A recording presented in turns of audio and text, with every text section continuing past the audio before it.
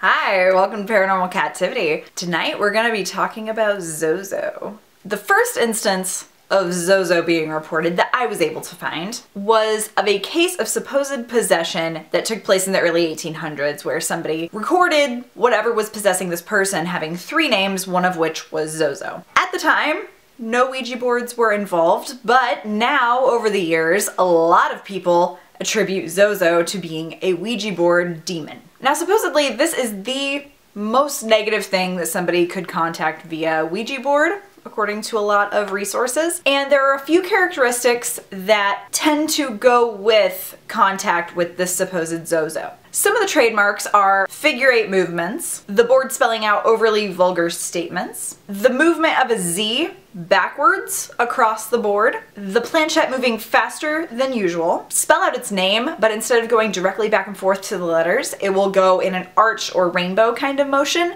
back and forth to the letters over and over again. And a strong feeling of negativity or darkness, and the whole vibe of the session being much scarier than normal. There are alternate names for Zozo, which include Zaza, Mama, Oz, Za, or Zo. Now, some associate contact with Zozo with having bad luck, causing depression, and even predicting death. There's also reports of this contact leading to psychological problems aside from that, and poltergeist activity. I don't know if all of these instances of Zozo being accounted for worldwide would all be the same thing. I also don't know if, like, same thing with people. A lot of people have the same names. We're different people. So it could just be something that has the same name. The movements are interesting. Could tie in that it's a same thing too, but I've had plenty of Ouija sessions where we had figure 8s, faster than normal movement, negative talk, vulgar talk, lots of swearing. It's never been anything that I felt like was something evil or had a real darkness to it, and I don't recall it ever spelling out the name Zozo. So I don't think those characteristics necessarily mean that you're contacting something negative or Zozo or whatever else it's calling itself, but it's supposedly the same thing. Just, it doesn't hit home for me. I also don't know if whenever, somehow, someday, if I'm able to communicate via Ouija board by influencing somebody's unconscious movement to make them manipulate a planchette to spell out words, if I might be in a mindset where I feel like pulling pranks on people, because how many people have had Zozo pop up and then it tries to scare them? Or how many people have had it spell like scary stuff? How easy would it be to prank somebody? If you were not here and you knew something was going to freak people out, there are people here now who would do it and think it's hilarious. Why wouldn't there be energies thinking the same thing elsewhere? Now, personally, I have had a Ouija board session when Zozo happened to make an appearance. Mine, I totally do not think it was anything negative. What happened was I was playing with my friend Chris. Hi Chris, if you're watching. And we had just got out the board and he was like, have you heard of Zozo? And this was probably like 2 years ago. And I was like, no. And he told me that it was a Ouija board demon that supposedly was really scary and would jeopardize the board and just spell its name over and over and over and over again. So Chris had explained to me this and I'm like, we'll be fine. And we get ready to do our session. We always open it with like a little moment of silence just so everybody gets their vibes out there, and that way everybody can do their own personal thing to make sure they feel safe. We sat down to play and the first thing that came to it was Zozo.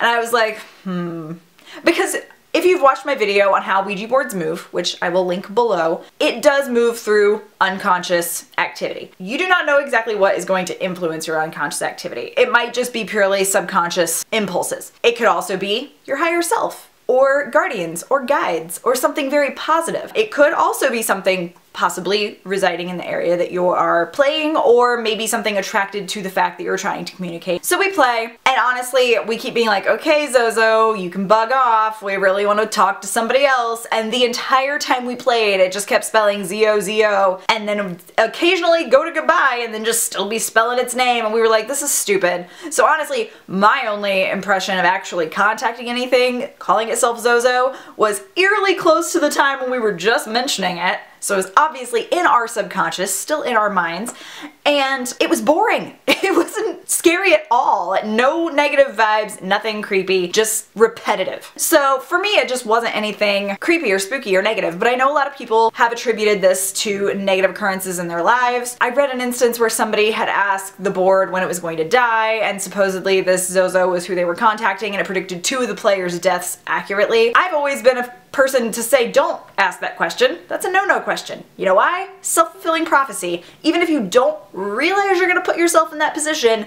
you might end up ending your time on Earth in a similar fashion to what you subconsciously remember as, oh my god, that's how I'm gonna die someday. So it's just not smart. You just don't do it. And same thing with Ouija boards, period. If you don't like them, don't do them. If you have bad vibes, don't do it. If you're scared, don't do it. Because you're going to attract scared vibes. If you are going at it like, I want to scare myself, you will. If you honestly think something could possess you, you might. Because if you give something that power, it will have that power, whether it is self-created or not. There are risks involved, but they're more mental health, stability, making sure you're in the correct mindset risks, personally, in my opinion.